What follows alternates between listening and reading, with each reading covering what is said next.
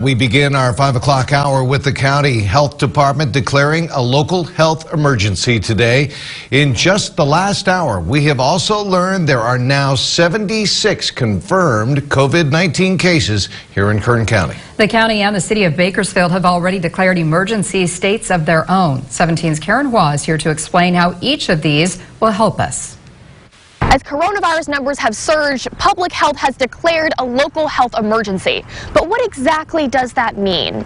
It allows the ability to implement plans to work with partners to ensure targeted populations have access to health care, medications, and equipment. And finally, this ability allows us to access resources from the state and federal government. This also means public health can order which businesses can and can't stay open. Last week, we sent out health inspectors to every business that we had received some sort of complaint on, asking them to heed the recommendation from the governor. To help out businesses hit hard by closures. So there has been launched a business response team that businesses can go online and seek out support and answers and services. As for what will stay open, our police and fire response, our trash, sewer, and water services will remain intact. Parks will be kept open too, but with more restrictions, like caution tape prohibiting the use of playgrounds and sports equipment. We're asking everyone to please practice social distancing in our parks. Because this has been somewhat of a challenge,